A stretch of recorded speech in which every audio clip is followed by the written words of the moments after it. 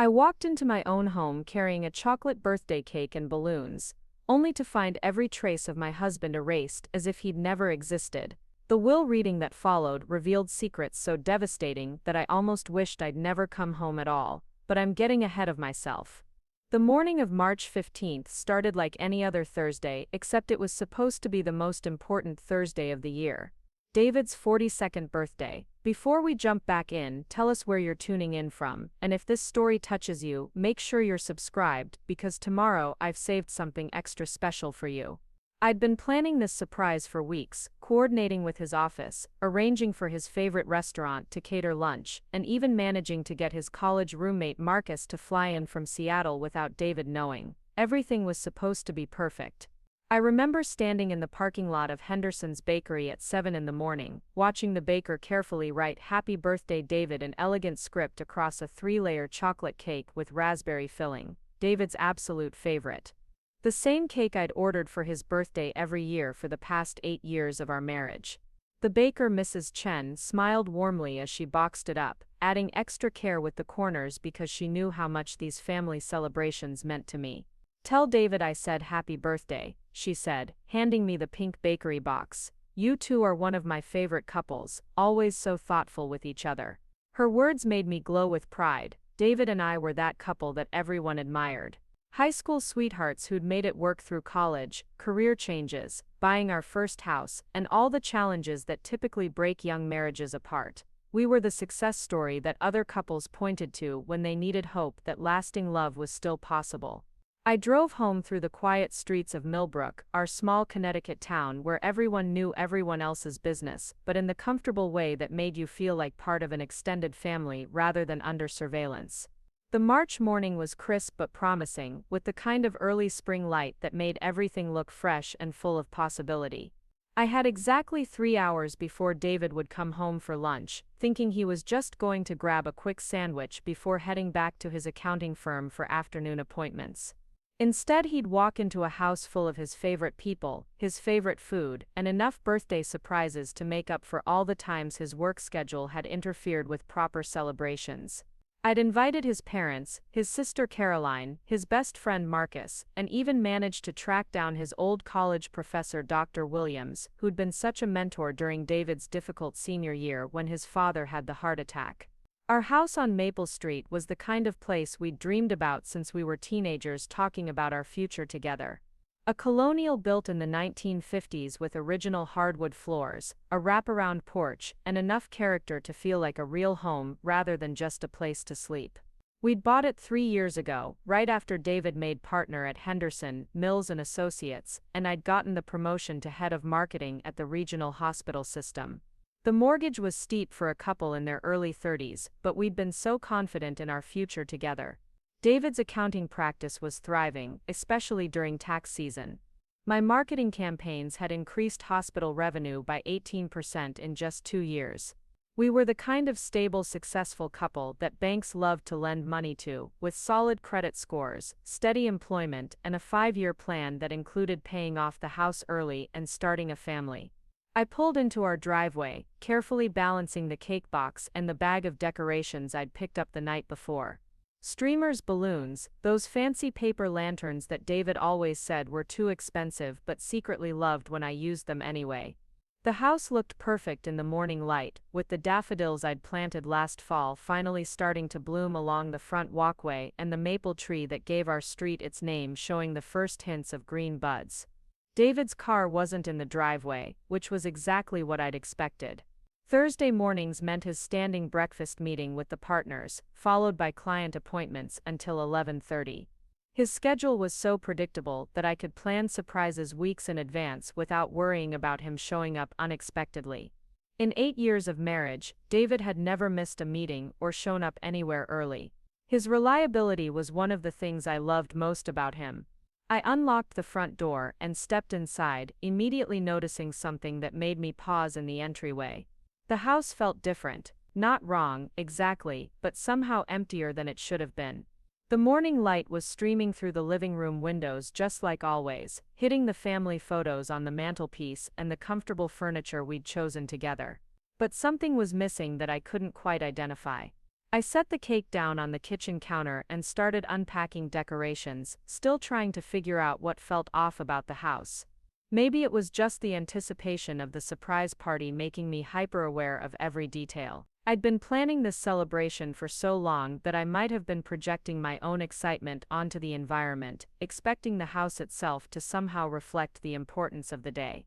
The kitchen was spotless, which wasn't unusual. David was neat to the point of being obsessive about it, always cleaning up immediately after cooking or eating. But as I looked around more carefully, I realized the kitchen wasn't just clean, it was completely clear of any personal items. The coffee mug David used every morning wasn't in its usual spot by the sink. The vitamins he took religiously weren't on the counter next to the coffee maker. Even the small stack of mail that usually accumulated by the phone was gone. I walked into the living room, and that's when I began to notice other missing details. David's reading glasses weren't on the side table where he always left them. The biography of Winston Churchill he'd been reading for the past month wasn't on the coffee table. The throw pillow he claimed was uncomfortable but that I'd insisted on keeping wasn't on the couch anymore, and neither was the light blanket he used when he fell asleep watching late-night television. The missing items were all small, the kind of things that might go unnoticed for days if you weren't specifically looking for them. But taken together, they created an impression that someone had been systematically removing traces of David's presence from our shared living space. I told myself I was being paranoid, that David had probably just been on a cleaning spree, organizing things in preparation for having guests over. I headed upstairs to our bedroom, planning to change out of my work clothes and into something more festive for the party. But when I opened our closet, my breath caught in my throat. David's side of the closet was completely empty. Not just tidy or organized, but actually empty. No shirts, no pants, no shoes, no ties, even the hangers were gone, leaving just empty space where half of our shared wardrobe used to hang. I stood there staring at the vacant closet rod, my mind struggling to process what I was seeing. This wasn't spring cleaning or organization, this was removal. Complete systematic removal of every item that belonged to David. I rushed to his dresser, pulling open drawers that I already knew would be empty. They were, every sock, every piece of underwear, every t-shirt and pair of pajamas, all gone. The bathroom told the same story. David's toothbrush, his shaving cream, his prescription medications, his cologne, everything that marked the space as belonging to both of us rather than just me. All of it had been carefully removed, leaving no trace that a second person had ever lived in this house. I sat down heavily on our bed, trying to understand what could have happened. Had there been a burglary, but nothing seemed damaged, and why would thieves take only David's personal belongings while leaving electronics, jewelry, and other valuable items untouched? Had David moved out, but when? And why? We hadn't been fighting. We'd been planning his birthday party. We'd made love just 3 nights ago, and he'd seemed completely normal, even happy. My phone rang, startling me out of my confused state. I grabbed it from my purse, hoping to see David's name on the caller ID, hoping for some rational explanation for why his belongings had vanished from our house. Instead, I saw a number I didn't recognize with a local area code. "Hello," I answered, my voice shaky with confusion and growing fear.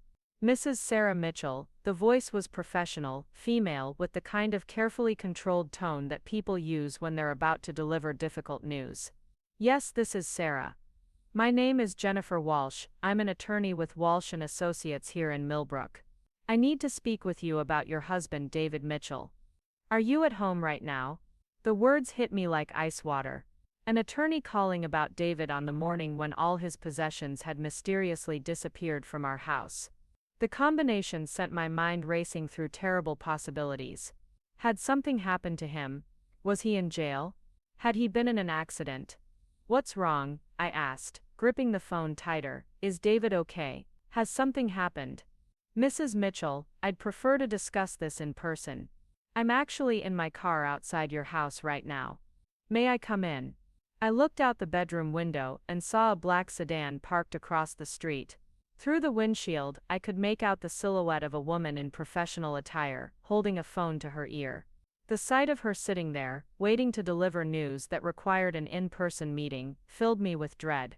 I'll be right down, I said, ending the call and hurrying downstairs. Jennifer Walsh was a woman in her 50s with silver hair pulled back in a neat bun and the kind of expensive business suit that suggested she handled serious legal matters for clients who could afford the best representation. She carried a leather briefcase and had the composed demeanor of someone who delivered difficult news many times before. "Thank you for seeing me," she said as I led her into the living room. "I know this is unusual, and I apologize for not calling ahead with more notice.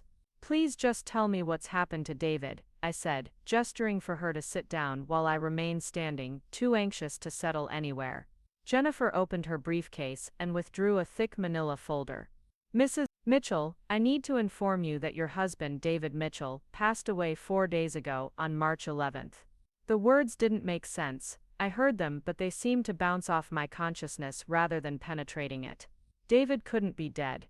I'd spoken to him just yesterday morning before he left for work.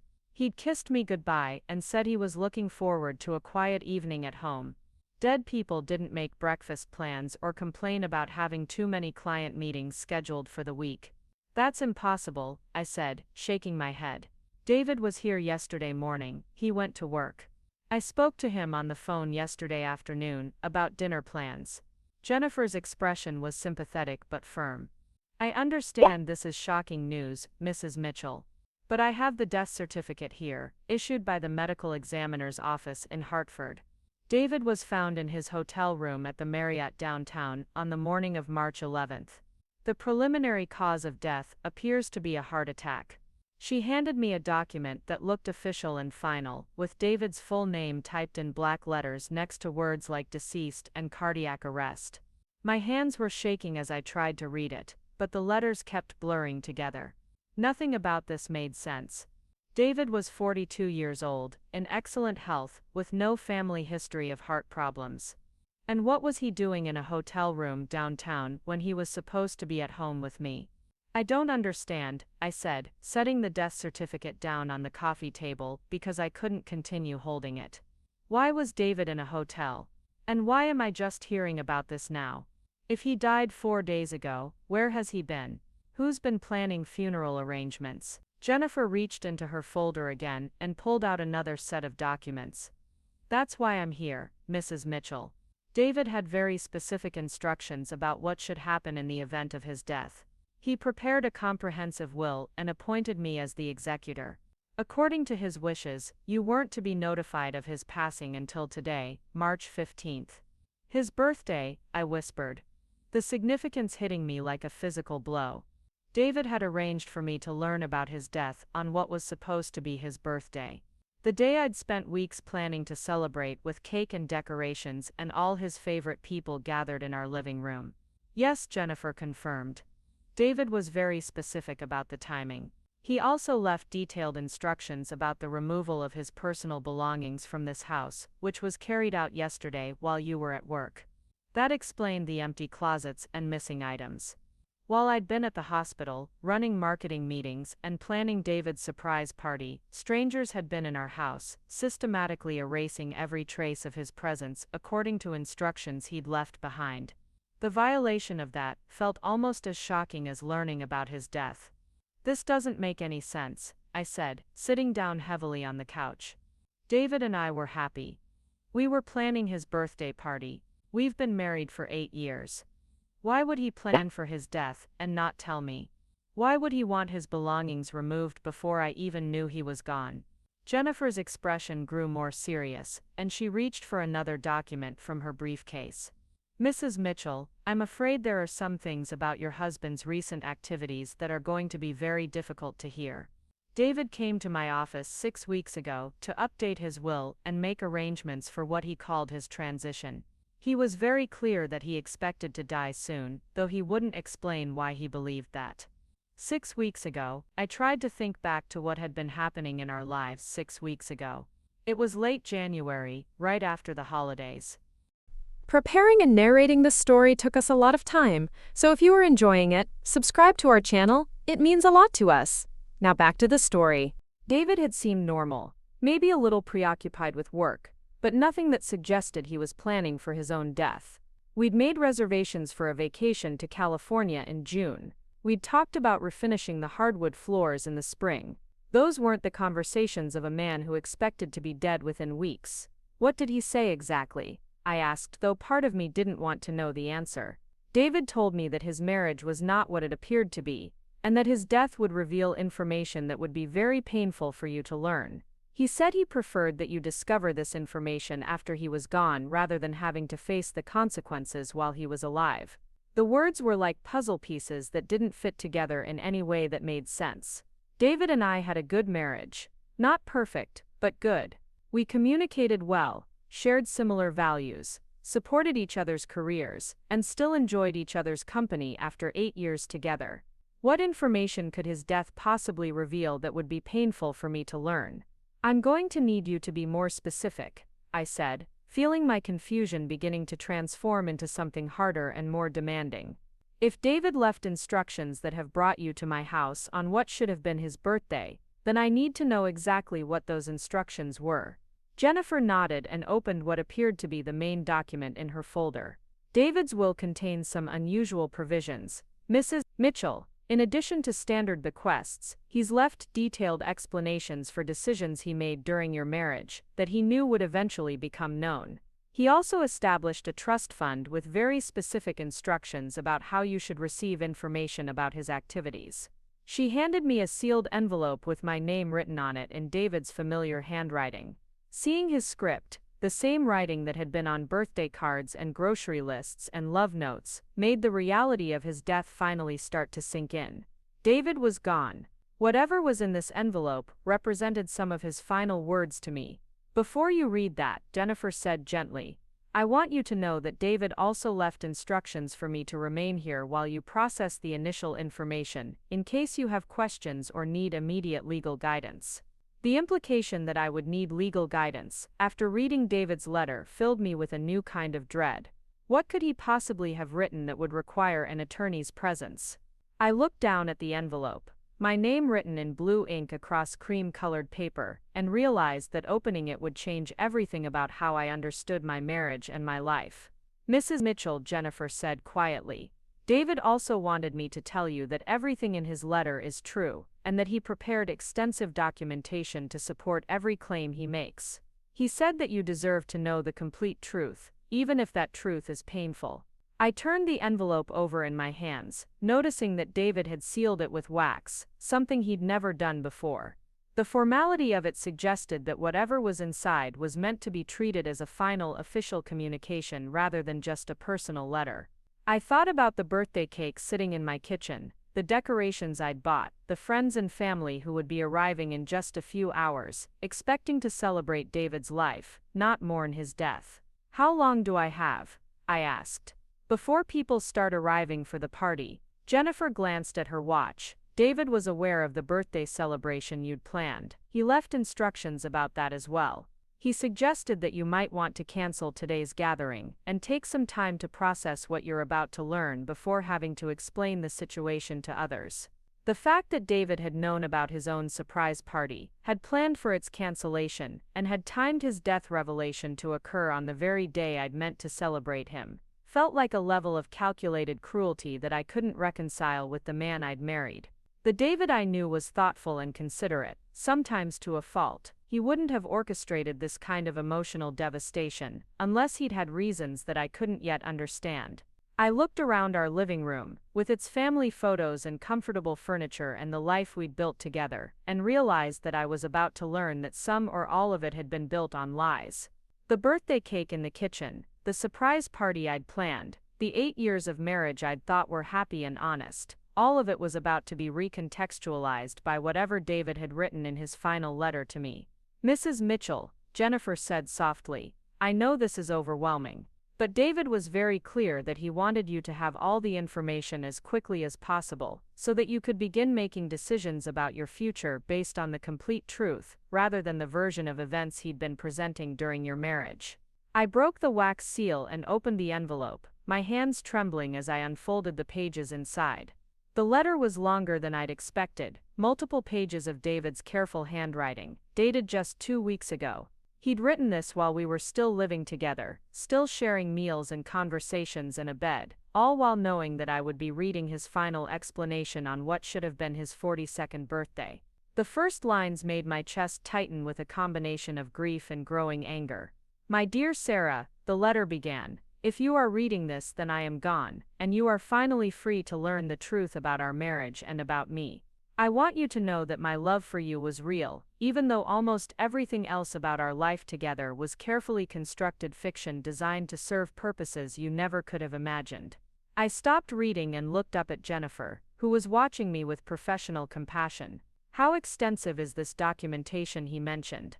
"David left a storage unit filled with records, photographs, financial documents, and what appears to be a detailed journal covering the entire span of your marriage. He also provided me with passwords to access several online accounts that contain additional information. Everything is organized chronologically and cross-referenced."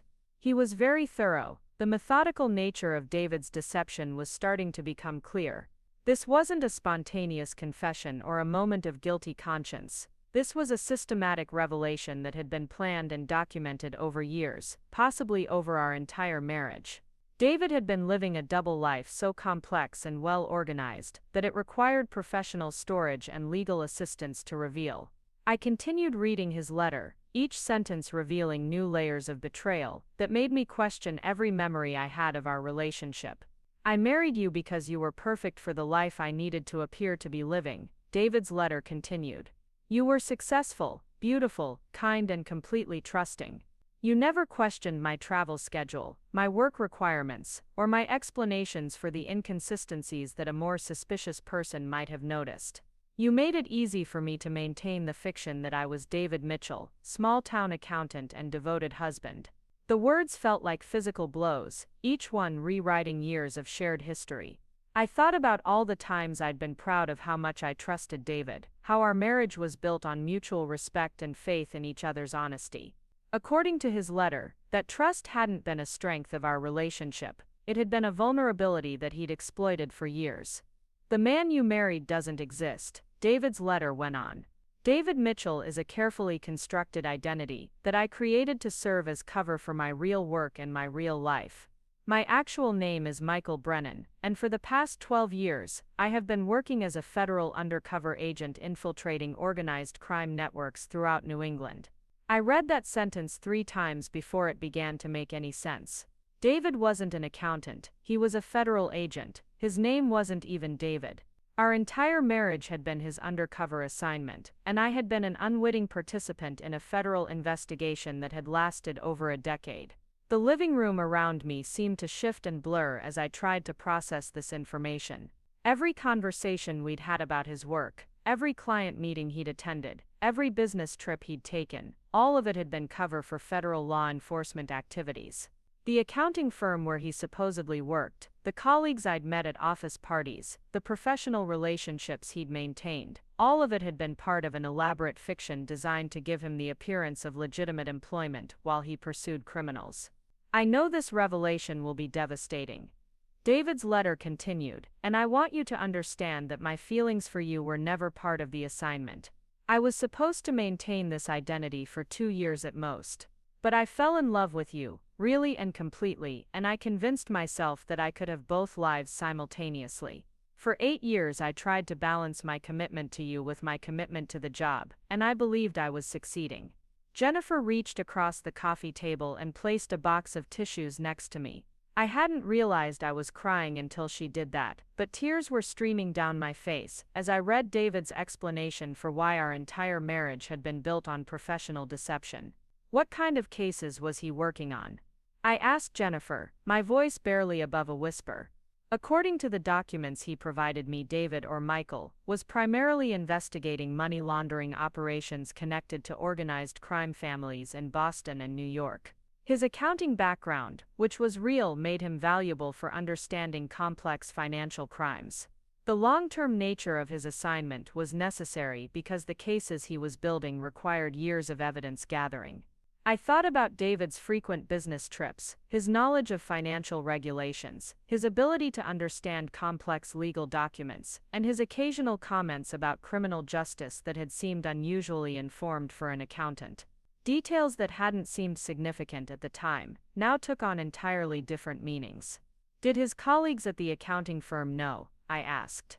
Some did. The firm was cooperating with federal authorities, providing David with legitimate cover employment. But most of the people you met through his work believed he was exactly who he appeared to be.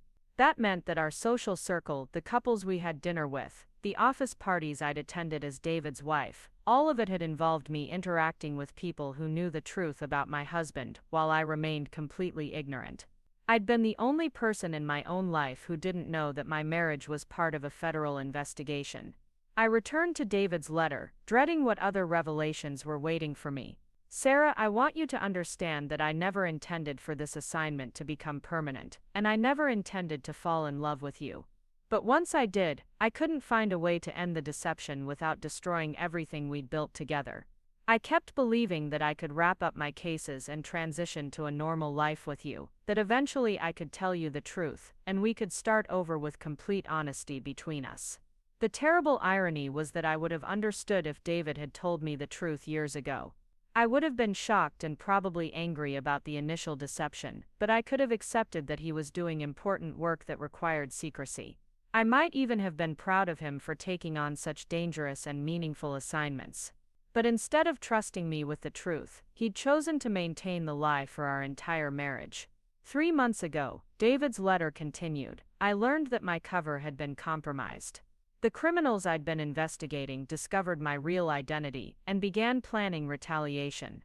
I was given the choice of relocating with a new identity through witness protection, or remaining in place and accepting the risks. I chose to stay because I couldn't bear the thought of disappearing from your life without explanation.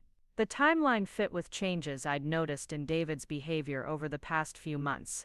He'd seemed more alert, more careful about security, more affectionate in ways that felt almost desperate. I'd attributed it to work stress and the approaching milestone of his 40th birthday, but apparently he'd been living with the knowledge that his life was in danger. By staying, I put you at risk as well, David's letter admitted. The people who discovered my identity would not hesitate to use you to get to me. The only way to protect you was to remove myself from your life completely, but I couldn't do that while I was alive, because I knew you would try to find me or help me. My death eliminates the threat to you while allowing you to finally learn the truth about who I really was. I looked up at Jennifer again, trying to understand the implications of what David was suggesting.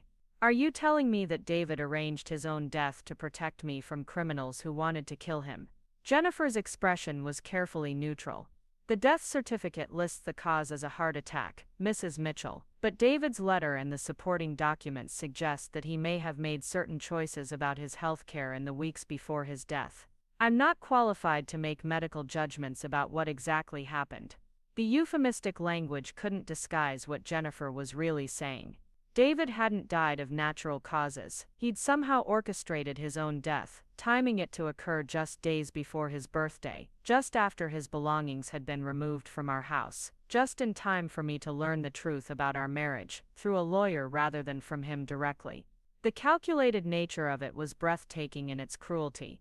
David had planned every detail of my discovery of his deception, from the timing of the revelation to the presence of legal counsel to help me process the information. Even his death had been choreographed to maximize the dramatic impact of his final communication with me. There's more, Jennifer said gently, indicating the pages I hadn't yet read. I continued reading, each paragraph revealing new layers of betrayal and deception that went far beyond just his professional identity. Sarah, I need you to know that the house we live in, the life we've built together, and many of the experiences we've shared were funded by the federal government as part of my cover. The accounting firm pays me a legitimate salary, but the money for our mortgage, our vacations, and many of our major purchases came from my handler as operational expenses for maintaining my identity. Everything around me, the house I'd thought we were building together, the financial security I'd believed we'd achieved through our combined hard work, had been purchased with federal funds to support David's undercover assignment. I wasn't just discovering that my husband was a stranger. I was learning that my entire life had been subsidized by taxpayers to make David's fake identity more convincing. The money is all legally yours now, David's letter continued. I've arranged for the deed to the house to be transferred to your name only, and I've established a trust fund that will provide you with financial security for the rest of your life. Think of it as compensation for 8 years of unwitting service to federal law enforcement.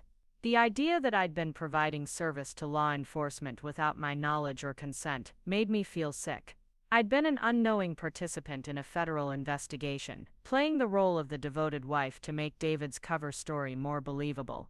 Every dinner party where I'd talked about his work, every social interaction where I'd supported his professional reputation, every moment when I'd been the loving wife of David Mitchell had been part of an elaborate performance for an audience I didn't know existed. Mrs. Mitchell, Jennifer said, I should probably mention that there are federal agents who would like to speak with you about your husband's work, but they're respecting the timing he requested. You won't be contacted by them until you've had time to process this information and decide how you want to proceed.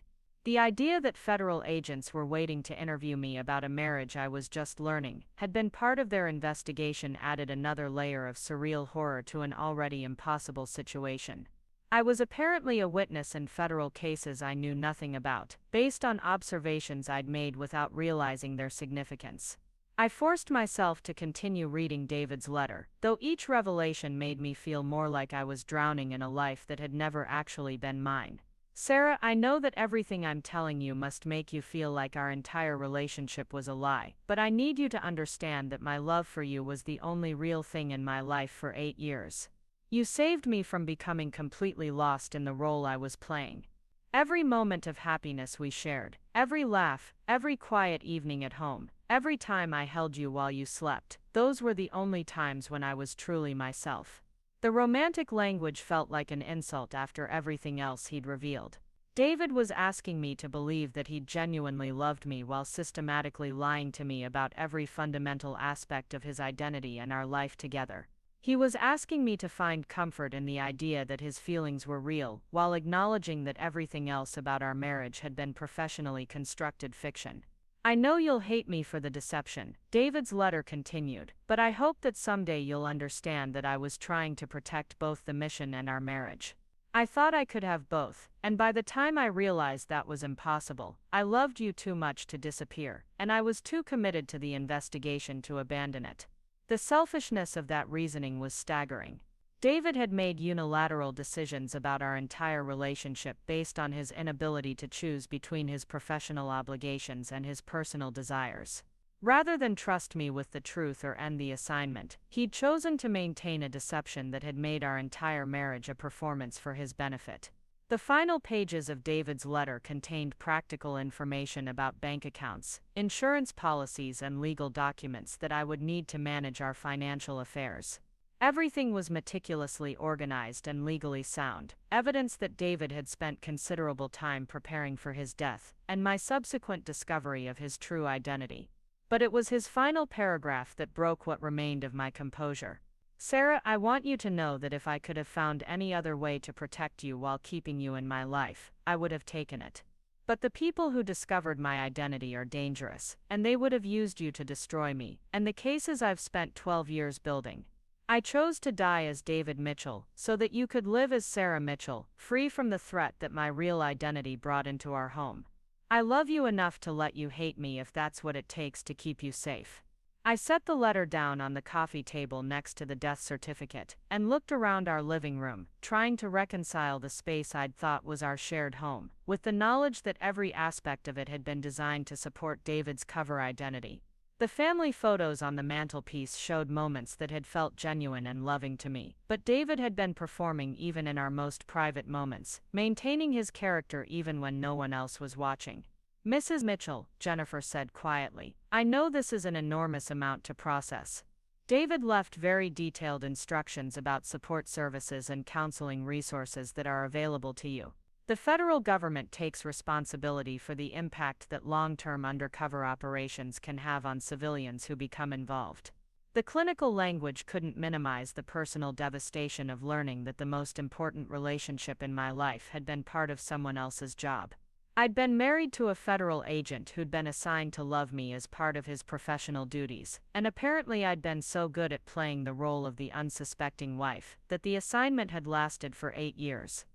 What happens now? I asked, my voice hollow with exhaustion and shock. That's entirely up to you, Jennifer replied. David's will provides you with complete financial independence, so you have time to decide how you want to rebuild your life. The federal agents working on the cases David was involved in would appreciate your cooperation, but it's not required. You can choose to have as much or as little contact with that part of his life as you're comfortable with. I thought about the birthday party I'd planned, the friends and family who would be arriving in just a few hours, expecting to celebrate David's life. I thought about the chocolate cake in my kitchen and the decorations I'd never use. I thought about the 8 years of marriage that I'd believed were the foundation of my adult life, now revealed to be an elaborate federal investigation that I'd unknowingly supported. Most of all, I thought about David, or Michael, or whoever he really was, lying alone in a hotel room, choosing death over the possibility that his real identity might put me in danger. Even his final act of protection had been a form of betrayal, denying me the chance to make my own decisions about what risks I was willing to accept for love. The silence in my living room felt suffocating after Jennifer finished explaining the storage unit contents. I sat there holding David's letter, staring at his handwriting, trying to process that the man who'd written these words had been living a completely fabricated life for our entire marriage. 8 years of shared meals, conversations about our future, intimate moments that I'd believed were genuine expressions of love, all of it had been part of his professional performance. I need to see everything, I said finally, my voice steadier than I felt. Every document, every photograph, every piece of evidence that explains who my husband really was. Jennifer nodded, as if she'd been expecting this request. David anticipated that you would want complete transparency. The storage facility is about 20 minutes from here. I have the keys and all the access codes. We can go whenever you're ready. I looked around our living room one more time, taking in the family photos and comfortable furniture that I now knew had been purchased with federal money to support David's cover story. Everything felt contaminated by the knowledge that none of it represented the authentic life I'd thought we were building together. I'm ready now, I said, standing up abruptly. I can't sit in this house knowing that every detail of it was designed to deceive me. The drive to the storage facility gave me time to think about practical concerns that were beginning to surface through my shock and grief. I needed to cancel David's birthday party, but how could I explain to his parents and sister that he was dead when I'd just learned about it myself? How could I tell his college friend Marcus, who'd flown in from Seattle specifically for this celebration, that the David he'd known had never really existed? Jennifer, I said, as we pulled into the parking lot of Secure Store Storage Solutions, David's family and friends are expecting to celebrate his birthday in a few hours. What am I supposed to tell them? David left specific instructions about that as well, she replied, turning off the engine. He prepared letters for his parents, his sister, and his closest friends, explaining his death and providing them with edited versions of the truth about his work. The letters are designed to give them closure without compromising ongoing federal investigations. Even in death, David was orchestrating every detail of how people would learn about his deception. He'd planned conversations I hadn't even had yet, anticipating my questions and preparing answers that served his purposes rather than necessarily providing me with complete honesty. The storage unit was larger than I'd expected, about the size of a 2-car garage, and filled with filing cabinets, boxes, and what appeared to be sophisticated computer equipment. Everything was meticulously organized and labeled, evidence of the same obsessive attention to detail that David had brought to managing our household finances and social calendar. Jennifer handed me a thick binder labeled Overview and Timeline and suggested I start there while she activated the computer systems that would allow me access to David's digital records. The binder contained a chronological summary of David's real life, starting with his recruitment by federal law enforcement 12 years ago, when he was Michael Brennan, a 26-year-old CPA with a specialty in forensic accounting. His academic credentials were real, his accounting skills were genuine, and his ability to understand complex financial crimes had made him valuable to investigators, building cases against organized crime families. According to the timeline, Michael Brennan had volunteered for undercover work after his younger brother Danny had been killed in a gang-related shooting in Boston. The murder had never been solved, but Michael believed it was connected to money laundering operations that were funding gang activity throughout New England. His decision to become David Mitchell had been motivated by a desire for justice that had turned into a 12-year commitment to investigating financial crimes. The personal motivation behind David's career choice made his deception feel even more violating. He'd never told me about his brother's death, never mentioned the grief and anger that had shaped his professional choices, never shared the family tragedy that explained why he was willing to live a completely fabricated life for over a decade. I found a section labeled Sarah Mitchell Integration and opened it with trembling hands, not sure I wanted to know how my relationship with David had been planned and managed as part of his undercover assignment. The first document was a psychological profile of me that had been prepared before David and I met, based on information gathered from my college records, employment history, and social media presence. The profile described me as intelligent, trusting, career-focused, and socially integrated with strong family values and limited experience with deception or criminal activity. It concluded that I would be an ideal civilian asset for long-term identity maintenance. Reading clinical assessments of my personality traits and relationship potential felt like discovering that I'd been studied and selected like a research subject, rather than loved and chosen as a life partner. The federal agents running David's assignment had evaluated my suitability for unwitting participation in their investigation, and I'd apparently met all their criteria for someone who could be trusted to maintain their operatives' cover without realizing I was doing it. The next section contained detailed reports of David's relationship with me, starting from our first meeting at a coffee shop near the hospital where I worked. According to his records, that chance encounter had been carefully planned after weeks of studying my routine and preferences. David had positioned himself at my regular coffee shop at the time when I typically stopped for my afternoon break, armed with knowledge about my interests and career that allowed him to engage me in conversation that felt natural and spontaneous. I remembered that afternoon perfectly. I'd been stressed about a marketing campaign that wasn't performing well, and David had struck up a conversation about the book I was reading, offering insights that made me laugh and helped me forget about work problems. His ability to make me feel heard and understood had been one of the things that attracted me to him initially. According to his reports, those conversation skills had been part of his professional training in building rapport with targets and assets. Every significant moment in our relationship had been documented and analyzed. Our first date, when David had taken me to a restaurant that served my favorite cuisine, and somehow managed to order exactly the wine I preferred. Our first kiss, which had happened at the exact moment when David's training suggested I would be most receptive. Our decision to move in together, which had coincided with David's need to establish a more permanent residential cover for his identity. Even our engagement had been professionally motivated. David's reports indicated that marriage would provide him with deeper integration into the community and make his cover identity more resistant to scrutiny. The romantic proposal I'd treasured as one of the most meaningful moments of my life had been recommended by his federal handlers as the next logical step in his identity development. I found photographs documenting events I remembered as private, intimate moments between David and me. Pictures of us at dinner in restaurants where I'd thought we were alone, but where federal agents had apparently been present to monitor David's performance and my responses. Images of us at social gatherings where I'd been introducing David to my friends and colleagues, unknowingly helping him build the network of relationships that supported his cover story. The invasion of privacy was staggering.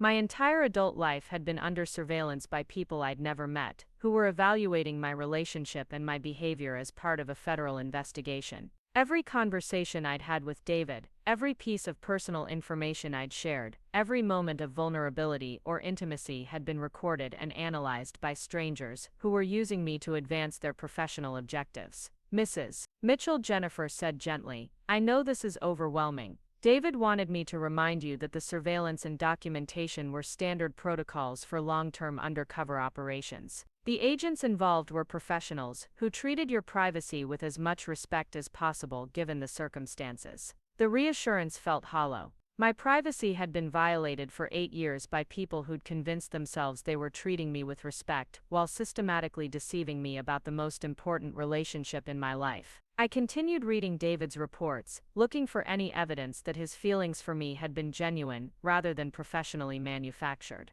What I found was even more disturbing than complete emotional deception would have been. David's early reports about our relationship were clinical and strategic, focusing on how effectively I was supporting his cover identity and how my presence enhanced his integration into the community. But as months passed, his reports began to include personal observations and emotional responses that suggested he was struggling to maintain professional distance. 6 months into our relationship, David had written, "Sarah continues to be an ideal civilian asset, but I'm finding it increasingly difficult to maintain appropriate emotional boundaries. Her genuine affection and trust are affecting my ability to view this assignment objectively." A year later, his reports showed growing conflict between his professional obligations and his personal feelings. "I believe I'm developing authentic emotional attachment to Sarah Mitchell, which compromises my effectiveness as an undercover operative. I've requested consultation with department psychologists about managing personal relationships during extended assignments." By our second anniversary, David's reports revealed that he'd fallen completely in love with me while continuing to deceive me about every fundamental aspect of his identity. I'm no longer able to distinguish between my performance as David Mitchell and my genuine feelings for Sarah. This assignment has become my real life, and I don't know how to separate my professional obligations from my personal desires. Reading about David's internal struggle between his job and his feelings for me was somehow more painful than learning about the deception itself. He'd been torn between his love for me and his commitment to federal law enforcement, but instead of choosing one or the other, he decided to maintain both by continuing to lie to me for years. His handlers had been aware of his emotional compromise and had repeatedly offered to end his assignment or transfer him to different cases. David had refused every opportunity to transition away from his David Mitchell identity because he couldn't bear the thought of losing me.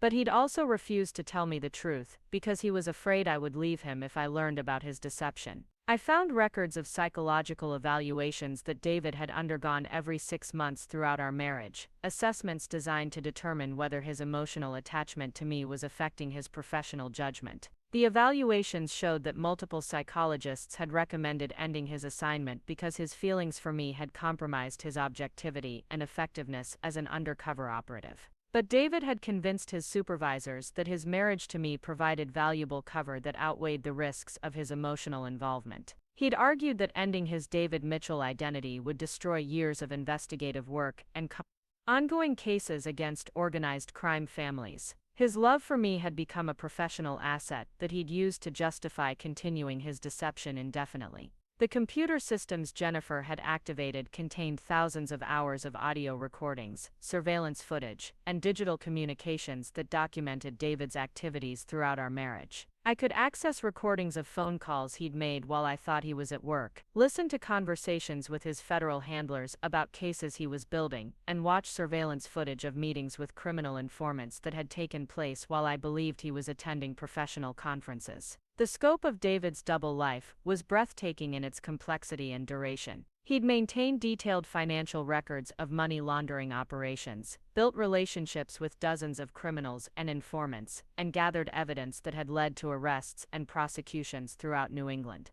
all while coming home every evening to have dinner with me and maintain the appearance of being a small-town accountant with a normal marriage. I found video footage of David meeting with organized crime figures in restaurants and hotel rooms, wearing recording devices and gathering evidence that would eventually be used to convict them of federal crimes. In these recordings, David was confident, strategic, and completely comfortable in the criminal environment he was infiltrating. He spoke differently, carried himself differently, and demonstrated knowledge and skills that were completely inconsistent with the mild-mannered accountant persona he'd maintained at home. Watching these recordings was like discovering that I'd been married to an actor who'd never broken character around me. The David I'd known had been a carefully constructed performance, maintained so consistently that I'd never seen glimpses of the federal agent who was his authentic professional identity. But it was the recordings of David's conversations with his handlers that provided the most insight into how he'd viewed our marriage and managed the psychological challenges of living a double life. In one recording from 3 years ago, David was discussing the strain of maintaining his cover identity with a supervisor who was concerned about his emotional stability.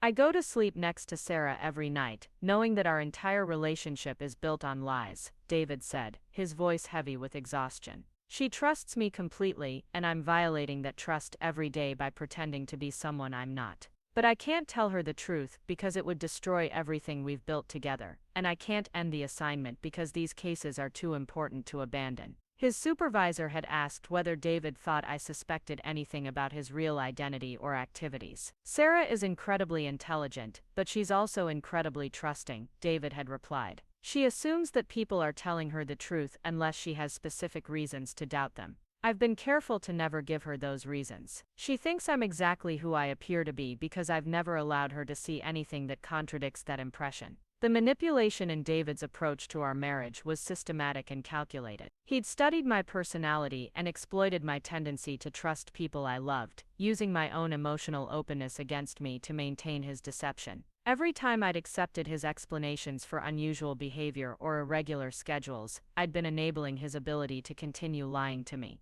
I found recordings of David practicing conversations with me, rehearsing responses to questions I might ask about his work or activities. He'd prepared explanations for every possible inquiry, ensuring that he would never be caught off guard by unexpected curiosity about his professional life. Even more disturbing were recordings of David discussing strategies for managing my emotional needs and maintaining my satisfaction with our marriage. He'd consulted with psychologists about how to provide me with enough affection and attention to keep me happy while avoiding the kind of deep emotional intimacy that might lead to questions about his identity. Sarah needs to feel loved and valued, but she also needs to feel secure about our future together, David had explained to one of his handlers. I manage that by being consistently affectionate and supportive while redirecting conversations away from topics that might expose inconsistencies in my cover story. Learning that David had received professional guidance on how to manipulate my emotions and manage my expectations made me feel sick. Our most intimate moments had been choreographed performances designed to keep me satisfied enough with our relationship that I wouldn't look too closely at the details that didn't quite add up.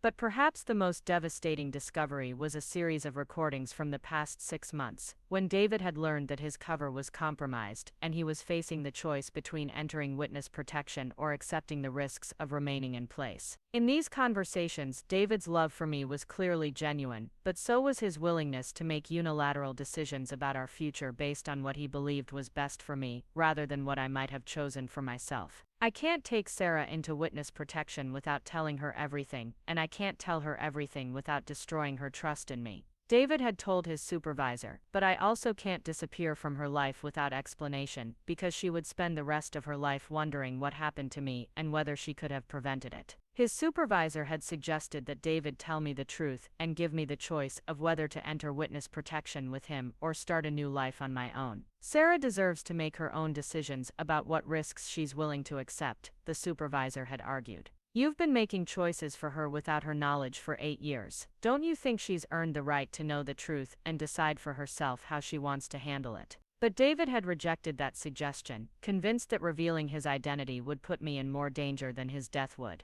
If I tell Sarah the truth, she'll want to help me, and that will make her a target, David had said. If I disappear through witness protection, she'll never stop looking for me, and that will also make her a target. The only way to completely protect her is to remove myself from her life permanently in a way that makes it clear she had nothing to do with my real work. The paternalistic reasoning behind David's final decision was infuriating. He'd chosen to die rather than trust me with the truth about our marriage, convinced that he understood what was best for me better than I could understand it myself. Even his ultimate act of love had been a form of control, denying me the opportunity to make informed decisions about my own life and safety. I found David's final reports, written in the weeks before his death, documenting his preparations for revealing his identity and protecting me from the consequences of his deception. I've arranged for Sarah to receive complete financial security and legal protection, he'd written. The house and all assets will be transferred to her name, and she'll have access to counseling and support services for as long as she needs them.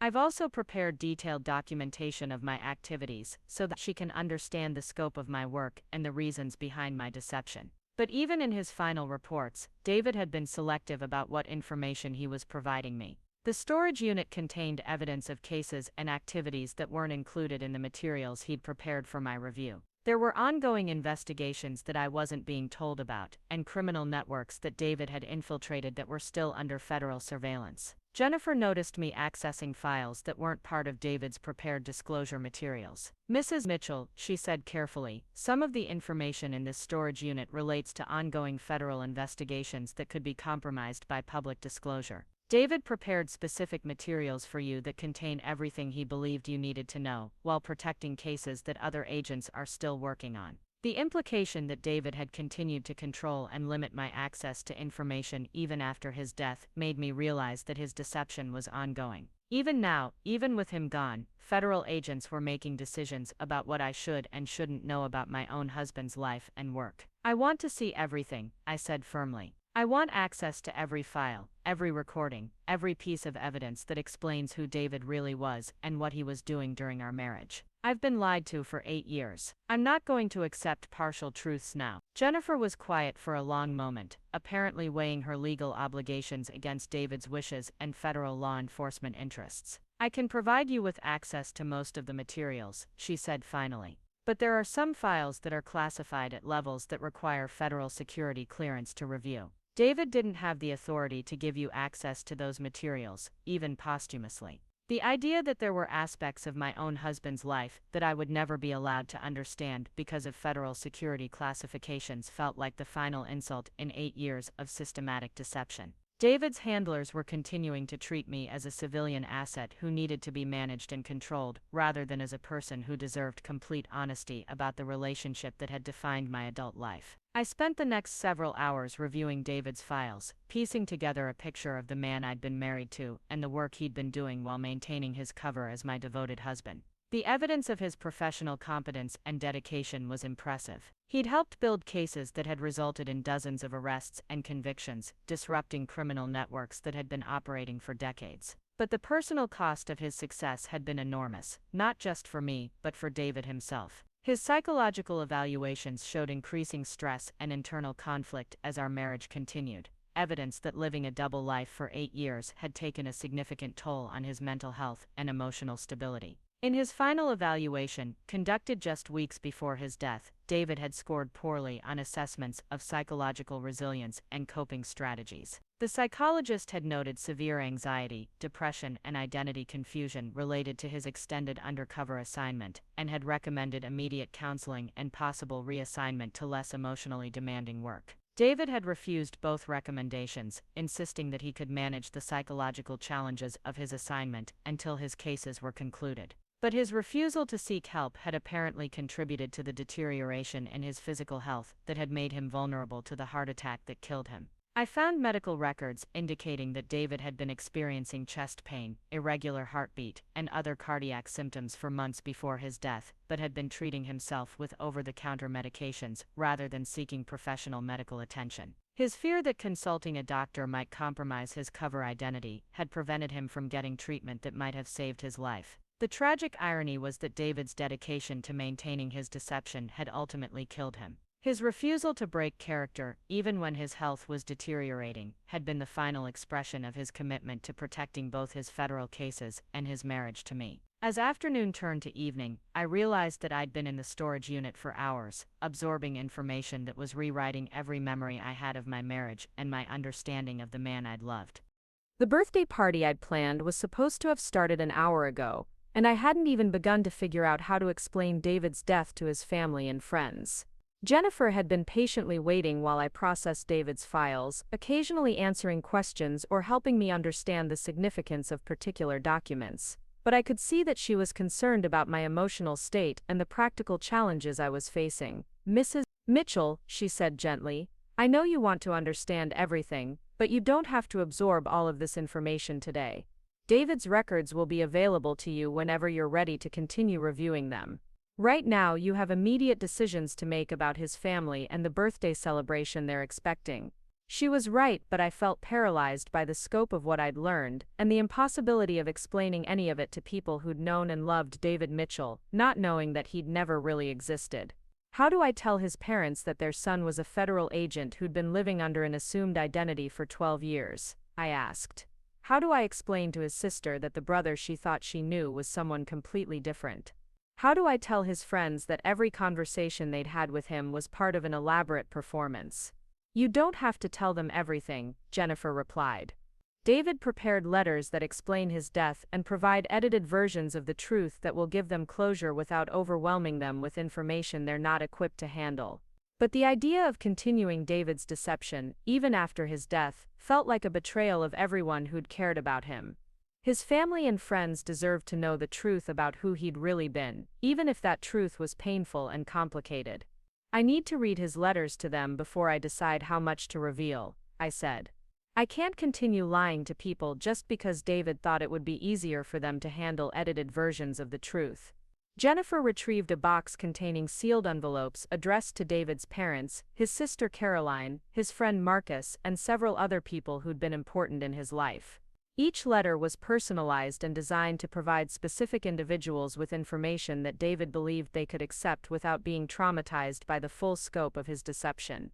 The letter to his parents explained that David had been working on sensitive legal cases that had put him in danger, and that his death was related to his professional work rather than any personal problems. It provided them with a version of events that allowed them to be proud of their son's service while protecting them from the knowledge that their entire relationship with him had been based on his assumed identity. The letter to his sister was more detailed, acknowledging that David's work had required him to maintain secrecy about many aspects of his life, but emphasizing that his love for his family had always been genuine. It asked for her understanding and forgiveness for the deception, while providing her with enough truth to make sense of inconsistencies she might have noticed over the years. The letter to Marcus was perhaps the most honest, revealing that David had been working in federal law enforcement, and that his accounting career had been cover for more important work.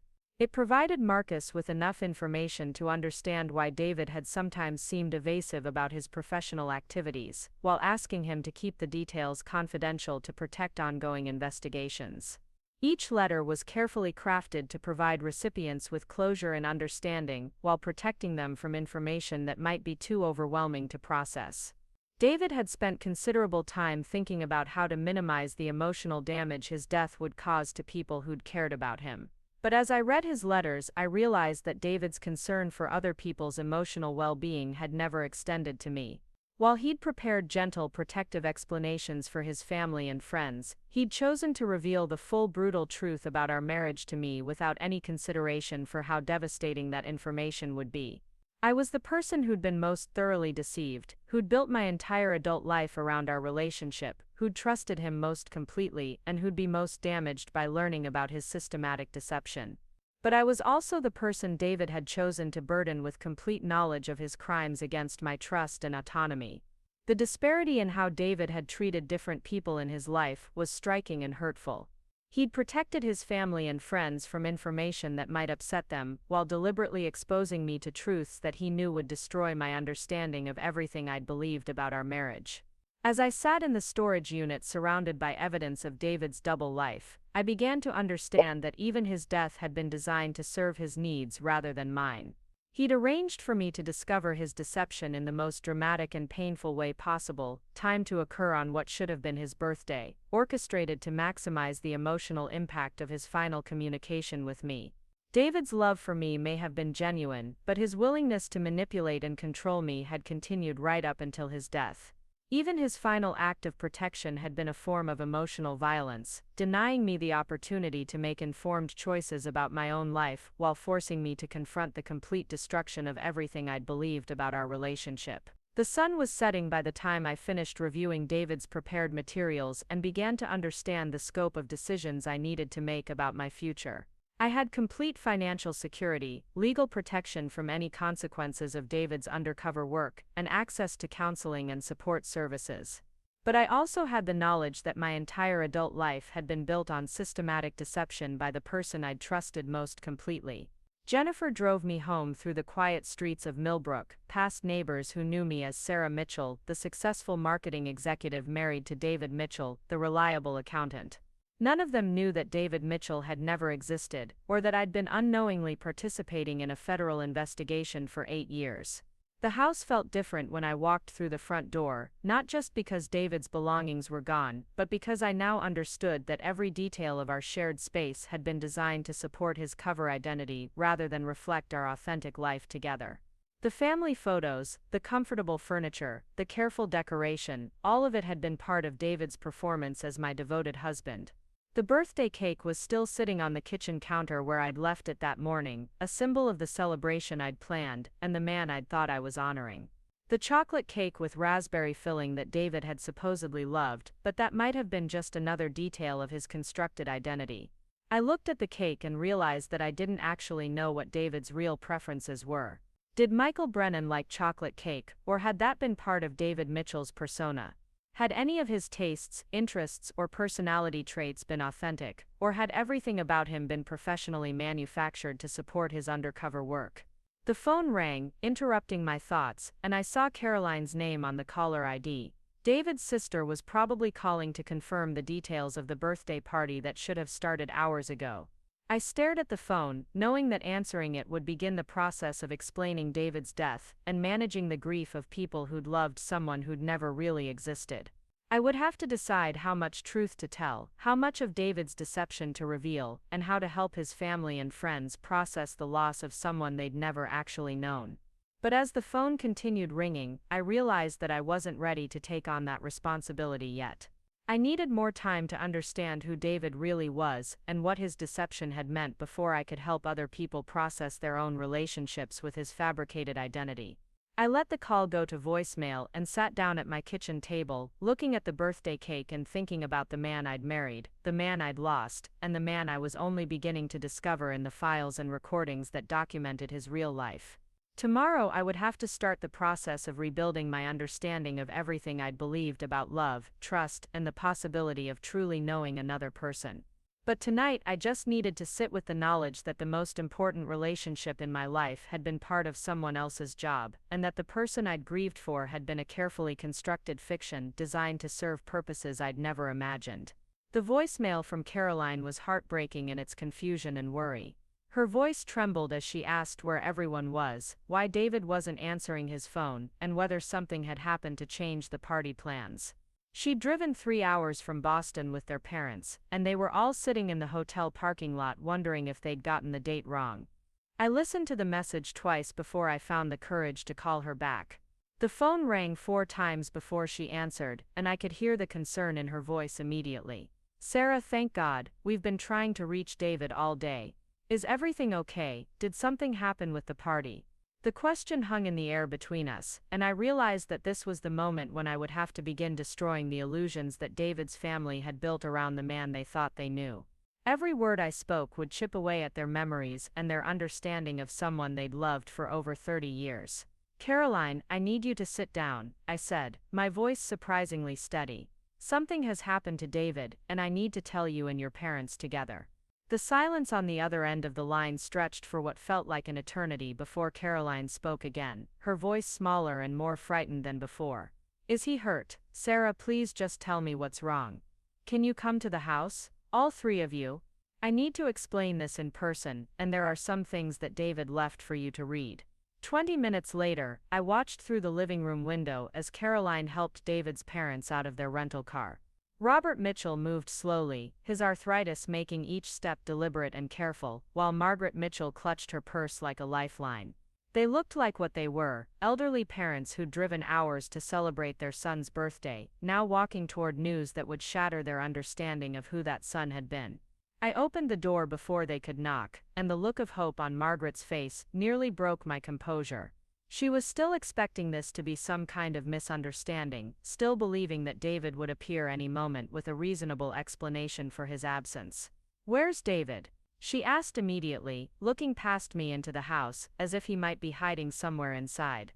"Please come in and sit down," I said, leading them to the living room where Jennifer had delivered her devastating news to me just hours earlier. "I have something very difficult to tell you." I watched their faces as I explained that David was dead, saw the progression from disbelief to shock to the beginning of grief that would define their lives for months to come. Margaret collapsed into Robert's arms, sobbing with the kind of raw pain that only comes from losing a child. Caroline stared at me with wide eyes, asking the same questions I'd asked Jennifer about how this was possible and why they were just learning about it now. But I couldn't bring myself to tell them the complete truth about David's identity and our marriage. Looking at their devastation, I understood why David had written separate letters for his family, providing them with explanations that would allow them to grieve for their son and brother, without having to confront the reality that they'd never actually known him. Instead, I gave them the edited version that David had prepared, explaining that he'd been working on sensitive legal cases that had put him in danger, and that his death was related to his professional work. I told them that he'd been keeping details of his job secret to protect both his cases and his family, and that he'd died of a heart attack while working on an important investigation. The lies felt toxic in my mouth, but I couldn't find the cruelty to tell David's elderly parents that their son had been living under an assumed identity for their entire relationship, or that every conversation they'd had with him for over a decade had been part of an elaborate deception. Robert Mitchell was a retired school teacher who devoted his life to helping children learn and grow. Margaret Mitchell was a former nurse who'd spent her career caring for people in their most vulnerable moments.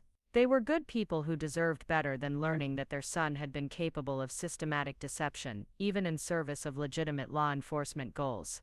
Caroline was different. At 35, she was closer to David's age and had maintained a more adult relationship with him throughout their marriages and career changes. She'd always been suspicious of some inconsistencies in David's stories, and I could see in her eyes that she wasn't entirely satisfied with the explanation I was providing. After their initial grief began to settle, I gave them David's letters, watching as they read his carefully crafted explanations for his secrecy and his final expressions of love for his family. The letters were masterfully written, providing enough truth to make sense while protecting them from information that would be too devastating to process. Margaret clutched David's letter to her chest, tears streaming down her face as she read his assurances that his love for his family had always been genuine, even when his work required him to keep secrets. Robert read his letter twice, nodding slowly as David's explanation helped him understand why his son had sometimes seemed evasive about his professional activities. But Caroline's reaction was more complex. She read her letter carefully, then looked up at me with an expression that suggested she knew there were layers of truth that weren't being revealed. "Sarah," she said quietly, "David's letter mentions that his work was more important and more dangerous than we knew. Can you tell me what kind of legal cases he was really working on?" The question put me in an impossible position. Caroline deserved to know the truth about her brother, but I also understood David's reasoning for protecting his family from the complete reality of his deception. The knowledge that David Mitchell had never existed would destroy every memory they had of growing up with him, every family gathering they'd shared, every conversation they'd believed was genuine.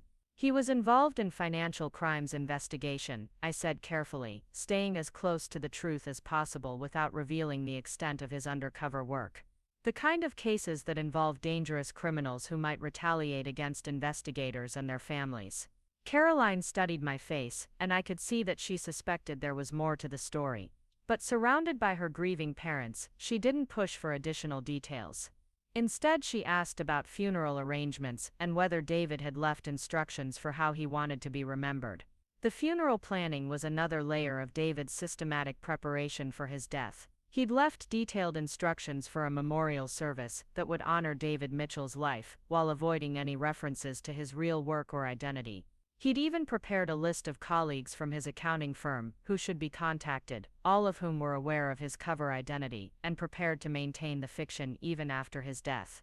Over the next several days, I found myself orchestrating a memorial service for a man who'd never existed, accepting condolences from people who'd known and worked with David's fabricated identity. The funeral director, the minister, and the staff at the accounting firm all played their roles perfectly, maintaining David's cover story, even as we gathered to mourn his passing. The service was beautiful and meaningful, filled with stories about David's kindness, his professional competence, and his devotion to his family. Colleagues spoke about his integrity and reliability, friends shared memories of his humor and generosity, and family members expressed their gratitude for the love he'd brought into their lives. But sitting in the front pew, listening to people eulogize a man who'd been created by federal law enforcement agencies, I felt like I was attending a performance rather than a genuine memorial. Every story, every memory, every expression of grief was based on relationships with someone who'd been playing a character for over a decade. The most painful moment came when Margaret Mitchell stood to speak about her son, sharing memories of his childhood and expressing pride in the man he'd become. Her love for David was authentic and profound, but it was directed towards someone who'd never actually existed. The real Michael Brennan had been so thoroughly subsumed by his David Mitchell identity that his own mother was mourning a federal creation rather than her actual child. After the service, people gathered at our house for a reception that I'd organized according to David's detailed instructions. He'd anticipated every aspect of his memorial, from the food that should be served to the music that should be played, ensuring that even his death would reinforce his cover identity. I moved through the reception like an actress playing the role of the grieving widow, accepting condolences and sharing memories that I now knew were based on David's performance rather than his authentic personality. People told me how lucky I'd been to have such a devoted husband, how rare it was to find someone so committed to both his family and his work. Dr. Patricia Williams, David's former college professor, took my hands in hers and told me that David had often spoken about how much he loved me and how grateful he was to have found someone who understood his dedication to his career. He used to say that you were the perfect partner for someone in his line of work, she said, her eyes filled with genuine warmth. Someone strong enough to handle the demands of his schedule and intelligent enough to understand why his cases sometimes required secrecy. The irony of her comment was devastating. David had indeed found the perfect partner for his line of work, someone trusting enough to never question his cover story and supportive enough to help maintain his fictitious identity. But I'd been the perfect partner for his deception rather than his authentic self. Marcus, David's college roommate, pulled me aside during the reception to share memories of their friendship and to tell me how much David had valued our marriage. Dave always said that meeting you was the best thing that ever happened to him, Marcus said, his voice thick with emotion. He said you made him want to be a better man, that you brought out parts of his personality that he didn't even know existed. The comment made me wonder whether David's feelings for me had been so profound precisely because I'd been the only person in his life who'd loved him without knowing who he really was. Perhaps his attachment to me had been intensified by the fact that I represented the only authentic emotional connection in a life otherwise defined by professional deception.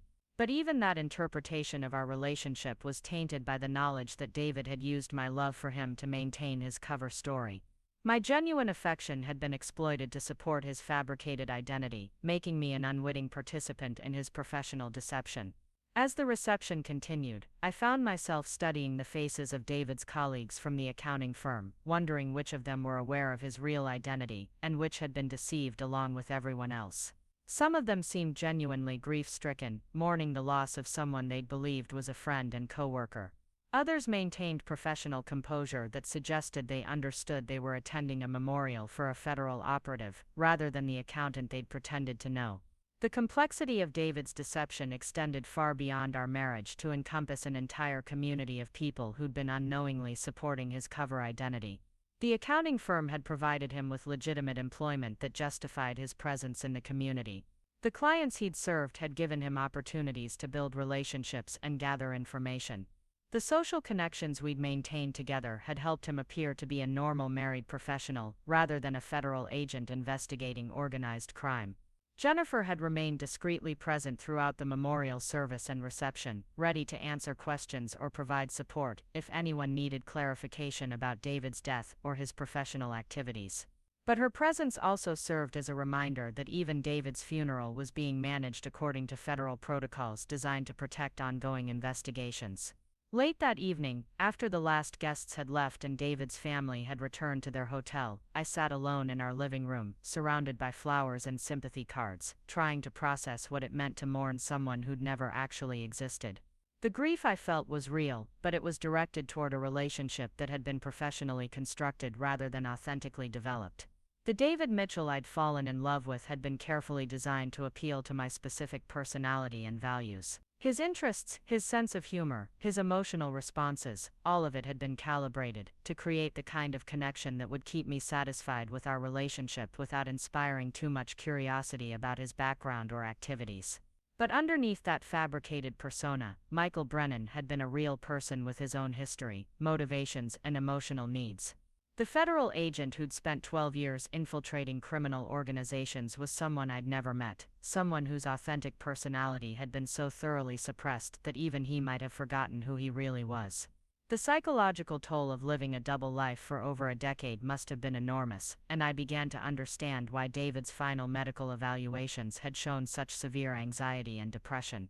He'd been trapped between his professional obligations and his personal desires, unable to be authentic in either role without compromising the other. In some ways, David had been as much a victim of his undercover assignment as I had been. He'd volunteered for federal service motivated by grief over his brother's death, but he'd ended up sacrificing his own identity and emotional well-being to maintain an investigation that had consumed his entire adult life. The next morning, I woke up in the bed I'd shared with David, surrounded by the belongings and memories of our life together, but with the knowledge that none of it represented the authentic relationship I'd believed we were building.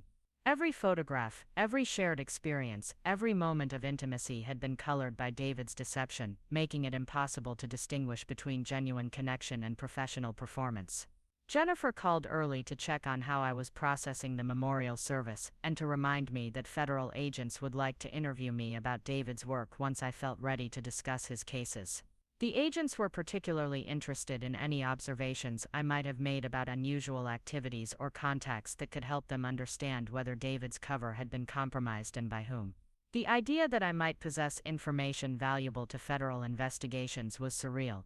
I'd been living with an undercover agent for 8 years without knowing it, potentially observing meetings, conversations, or behaviors that had significance I couldn't understand. My memories of David's activities would need to be reviewed and analyzed by people who understood the criminal networks he'd been investigating. But I wasn't ready to subject my recollections of our marriage to federal scrutiny. The relationship I'd believed was private and intimate was already revealed to have been under surveillance and documentation.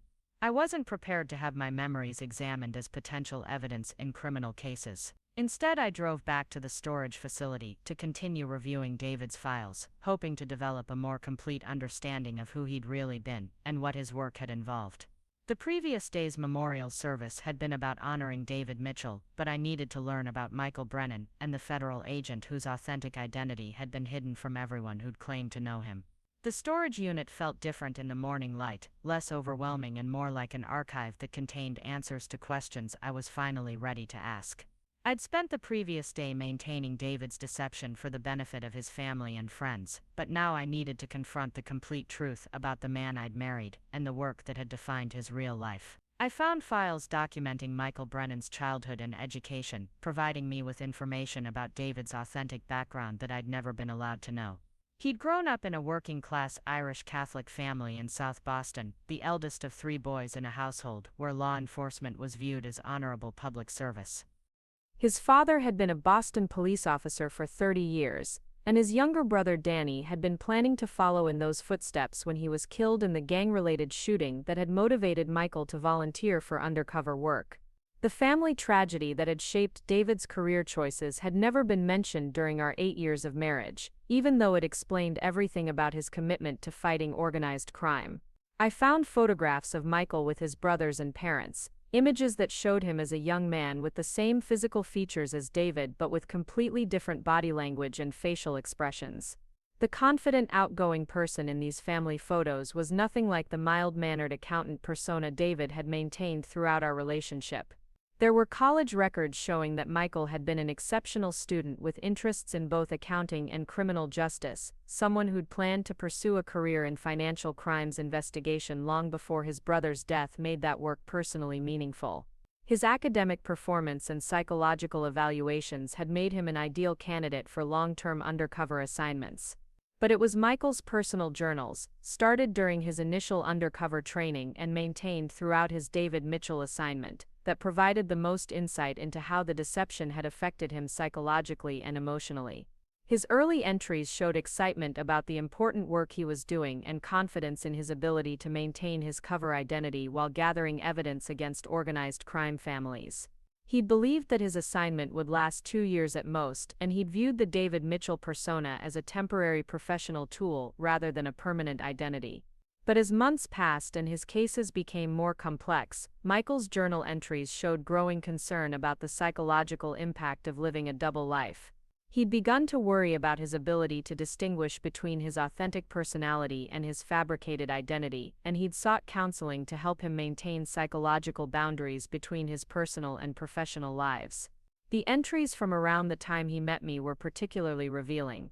Michael had written extensively about his attraction to me and his surprise at developing genuine feelings for someone while maintaining an undercover identity. He'd consulted with federal psychologists about whether romantic relationships were compatible with long-term undercover work, and he'd been advised that emotional attachments could compromise his effectiveness as an operative. But Michael had been unable to resist pursuing our relationship, even knowing that it violated protocols for undercover agents and created potential security risks for his cases. His journal entries showed that he'd fallen in love with me almost immediately and that his feelings had been more intense and overwhelming than anything he'd experienced during his authentic life as Michael Brennan.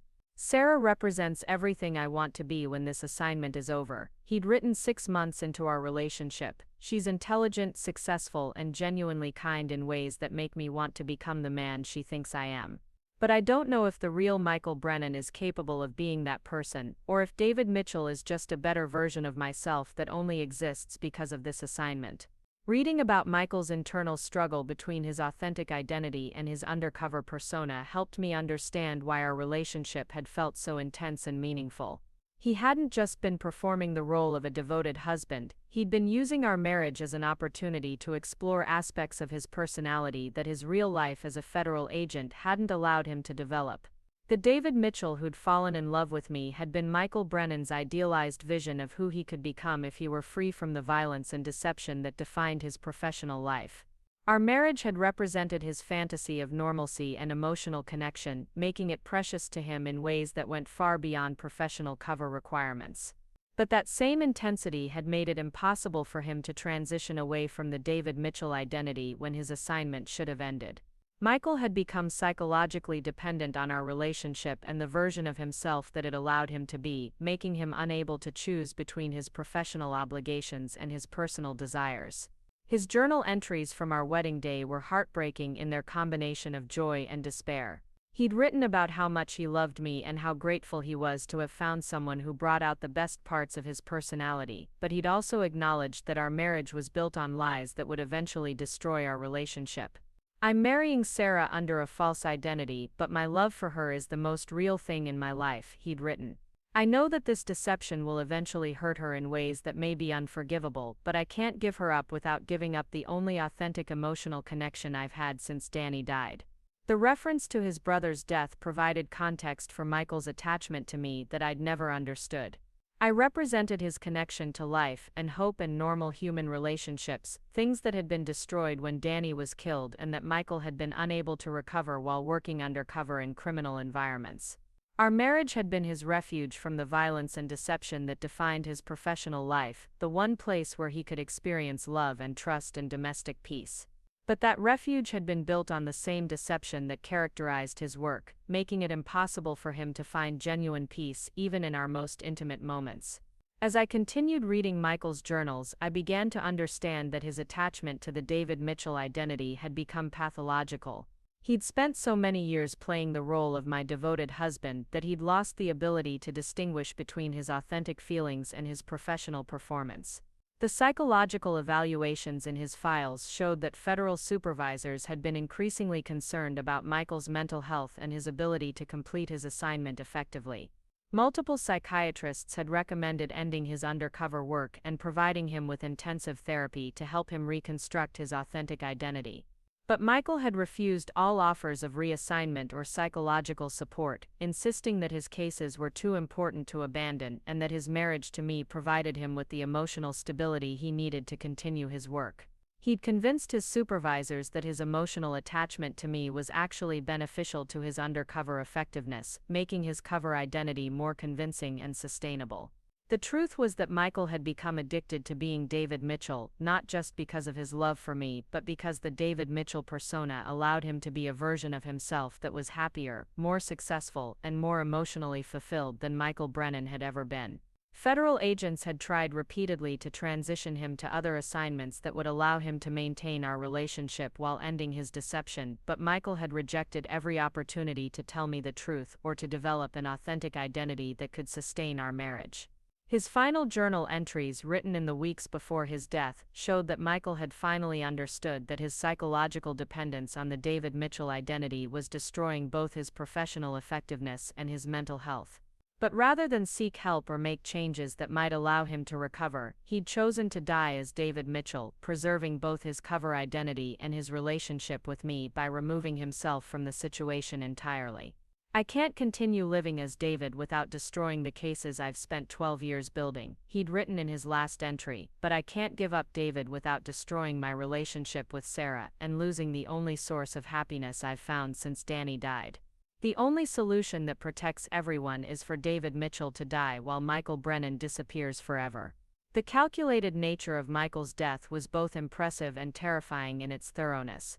He'd arranged every detail to ensure that his cases would remain intact, that I would be protected from criminal retaliation, and that his family would be able to grieve for David Mitchell without learning that he'd never actually existed.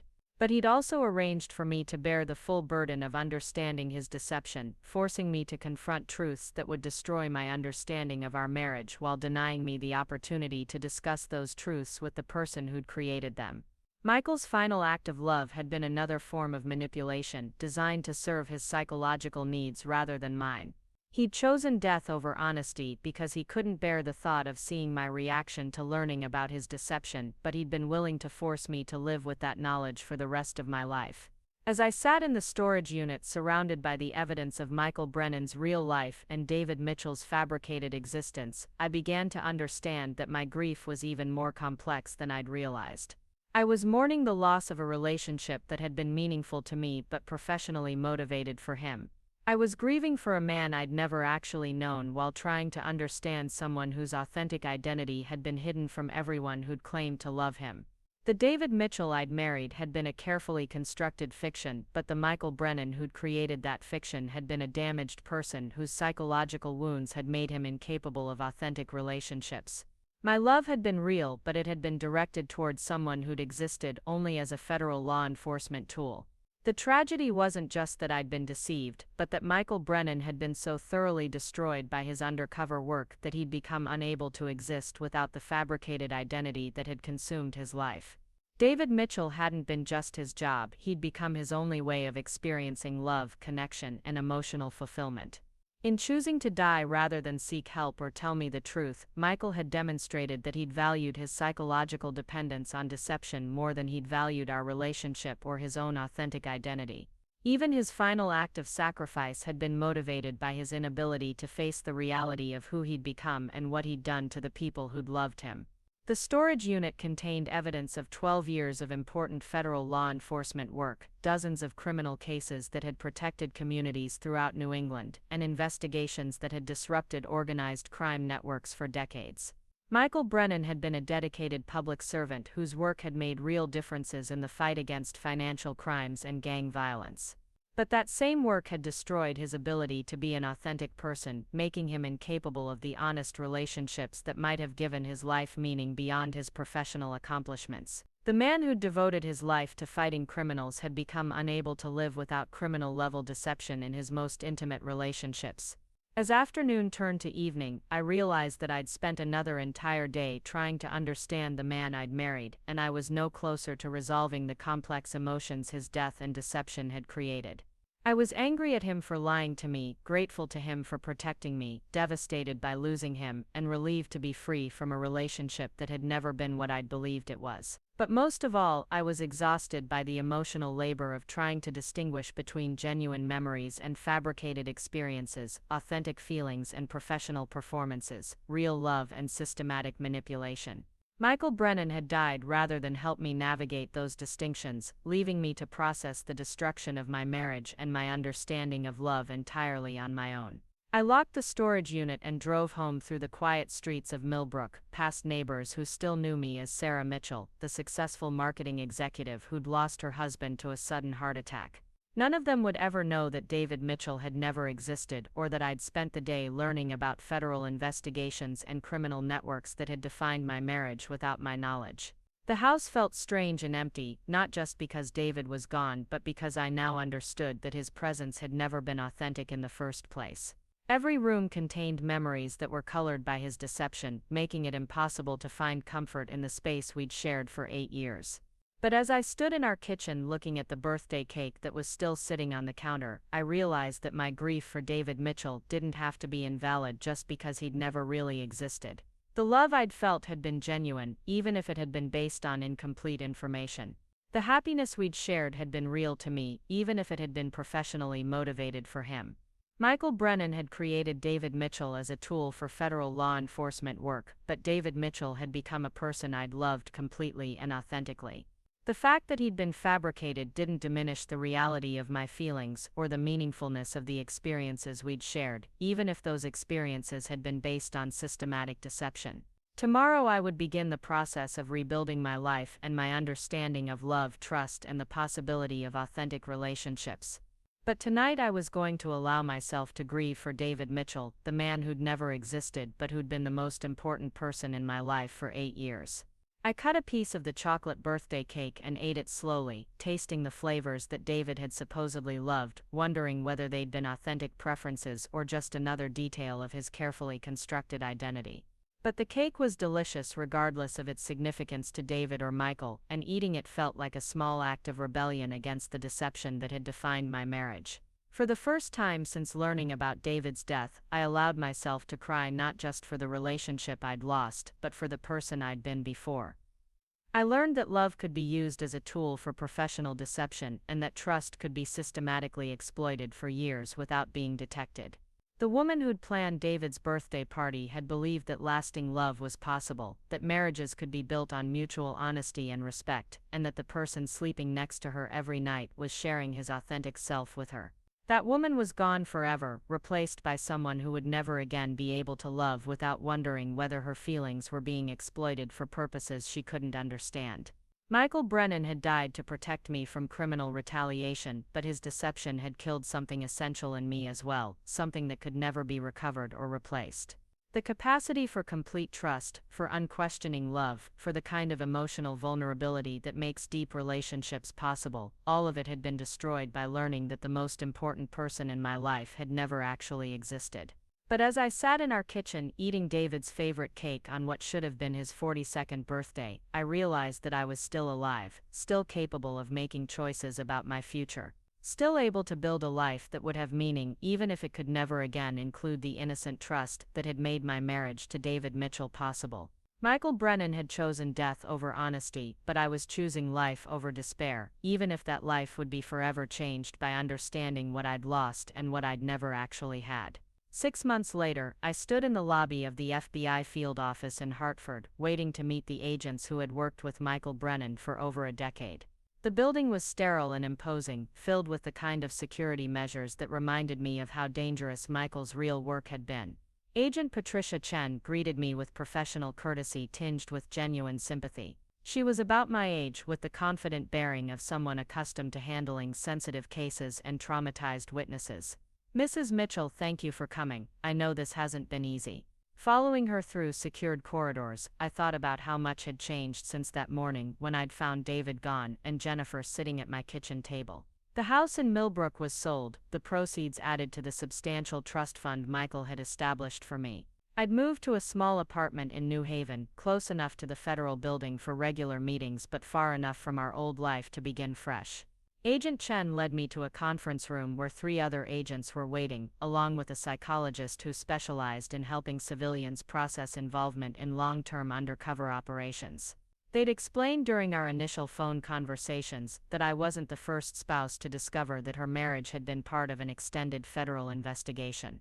"There's a support network," Dr. Rebecca Martinez had told me during our first session, "other people who've been through similar experiences.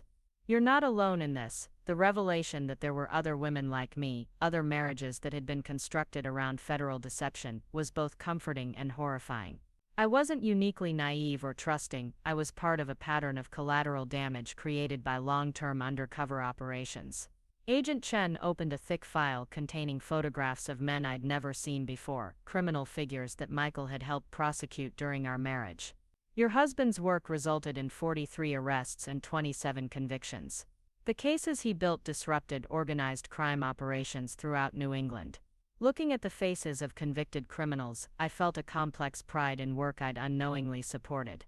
Michael's deception had served important purposes, protecting communities from people who exploited others for profit. But that knowledge didn't diminish the personal cost of his choices. We need to ask about visitors to your home, unusual phone calls, anything that seemed out of place. Agent Chen continued, Michael's cover was compromised, and we're still working to understand how. For an hour I answered questions about conversations I'd barely remembered, social interactions that had seemed normal at the time but might have contained intelligence gathering or counter-surveillance activities. Every dinner party, every casual encounter, every moment of our social life was potentially significant to investigations I'd never known existed. The agents were respectful but thorough, treating my memories as evidence in ongoing cases. I described neighbors who'd asked too many questions about David's work schedule, delivery people who'd seemed unusually interested in our home security, phone calls that had ended abruptly when I answered instead of David. Did Michael ever seem worried or stressed about specific clients or cases? Agent Chen asked. I thought about David's behavior during our final months together, the increased security consciousness, and occasional moments of distraction that I'd attributed to work pressure. He started checking the locks more frequently, and he seemed more alert when we were out together. I thought he was just being cautious. The agents exchanged glances that suggested my observations might be more significant than I'd realized. Michael had apparently been tracking threats to his cover identity, gathering intelligence about criminal networks that were investigating him, even as he investigated them. Mrs. Mitchell, Dr. Martinez interjected gently, how are you processing the knowledge that Michael chose death rather than witness protection? Some people in your situation struggle with feeling responsible for that decision. The question touched on guilt I'd been carrying for months. If I'd been more perceptive, more suspicious, more willing to question inconsistencies in David's stories, would Michael have felt safer telling me the truth? Could our marriage have survived his deception if he'd trusted me with his real identity? I keep wondering if I failed him somehow, I admitted. If I'd been a different kind of person, maybe he could have told me who he really was. Michael's psychological evaluations show that his attachment to the David Mitchell identity was pathological.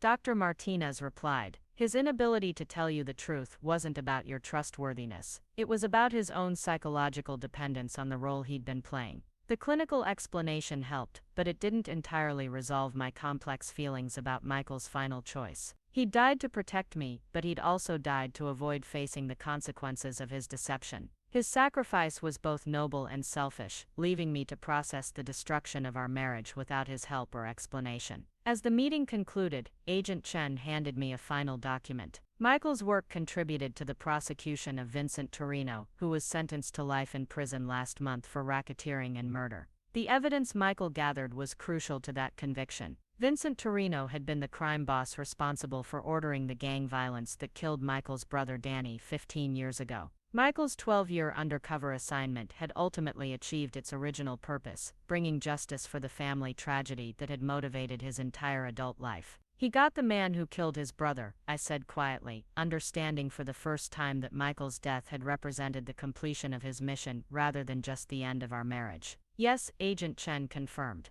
Michael's work was finished. In some ways, David Mitchell's death allowed him to finally rest. Driving home through Connecticut countryside, I reflected on how completely my understanding of love and marriage had been reconstructed. The relationship I'd believed was built on mutual affection and shared dreams had actually been a federal law enforcement operation that achieved important objectives while destroying the people who participated in it. But Michael's love for me, however complicated by his professional deception, had been the most authentic part of his fabricated identity. In trying to become the man he thought I deserved, he discovered parts of himself that might never have emerged in his real life as a federal agent. David Mitchell had been created as a tool for investigating criminals, but he'd evolved into Michael Brennan's idealized version of who he might have been if his brother hadn't been murdered, and his life hadn't been consumed by the pursuit of justice. My apartment in New Haven was small but comfortable, furnished with pieces I'd chosen entirely for myself rather than to support someone else's cover identity. The walls displayed photographs from my own life, my career achievements, my friendships that existed independent of any relationship with a man whose name I'd never actually known. The support group Dr. Martinez had connected me with met weekly in a community center downtown. 8 women whose marriages had been built around various forms of federal deception, all struggling to rebuild their understanding of love, trust, and authentic relationships. "The hardest part," said Linda, whose husband had been an ATF agent investigating gun trafficking, "is wondering whether any of it was real. Did he actually love me, or was I just part of his assignment?" "Both," replied Maria, whose DEA agent husband had spent 6 years investigating drug cartels. "They loved us as much as they were capable of loving anyone while living completely fabricated lives. The love was real, but it was also limited by their inability to be authentic." These women understood the complexity of grieving for relationships that had been meaningful but fraudulent, loving people who'd been genuine in their feelings but systematic in their deception.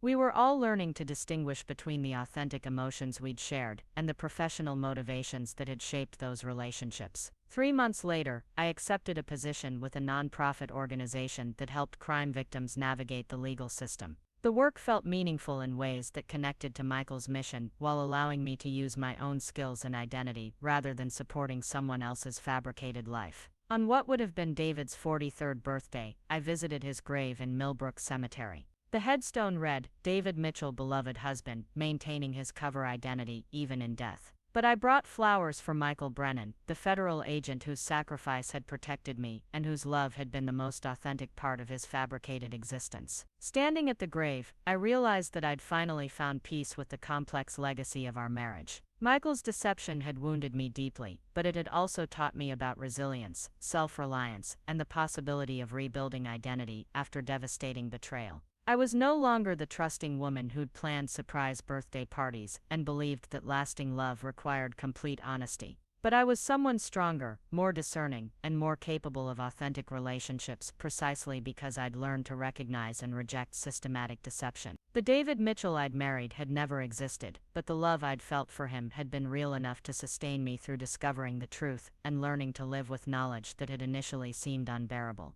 Michael Brennan had given his life to protect mine, and I was determined to make that sacrifice meaningful by building a future that honored both the love we'd shared and the truth he'd been unable to tell me while he was alive. Up next, you've got 2 more standout stories right on your screen. If this one hit the mark, you won't want to pass these up. Just click and check them out.